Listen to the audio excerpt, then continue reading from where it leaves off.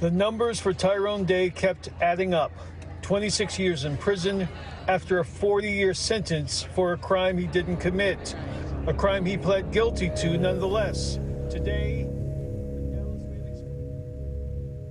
Tyrone Day was wrongfully convicted for sexually assaulting an 18-year-old woman in Dallas on October 25, 1989. And this is all according to the National Registry of Exonerations and the Innocence Project.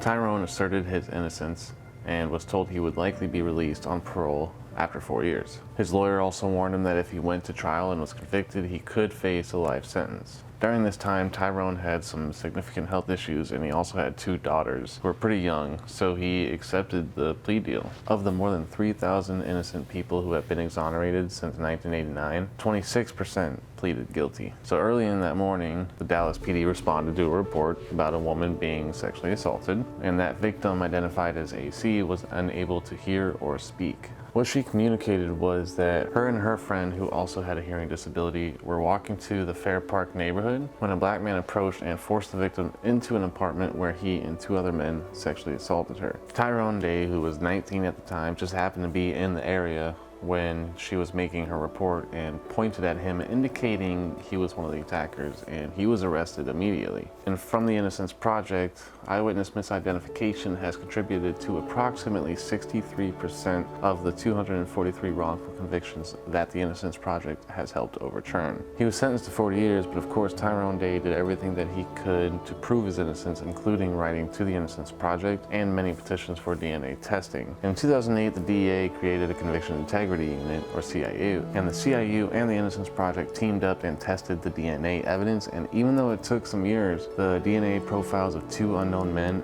and a low-level profile of a 3rd man were identified, and Tyrone Day was excluded from all 3. And with CODIS, this led to the man identified as RW, and that led to another man identified as CD. Both of their DNA were a match. RA admitted that he had promised AC, the victim, some weed in exchange for sex, and after they had sex, he refused to give her anything. And in 2018, CIU interviewed AC, assisted by a certified ASL interpreter, and AC gave varying reports, but in 2019, she reported she was exchanging sex for drugs. She said she felt she was a victim of sexual assault because she didn't get the weed that she was promised. She then told the CIU that she wouldn't have reported that she'd been sexually assaulted had she received drugs. There's a lot more details about how she identified Tyrone as well, but basically it was all BS. On March 10th, 2013, a writ of habeas corpus was presented, and on April 26, 2023, the court granted the writ and vacated Tyrone Day's conviction. And almost a month later, the charges were dismissed. And since then, Tyrone Day has co-founded Sustainable Farms in Dallas, and he has studied horticulture.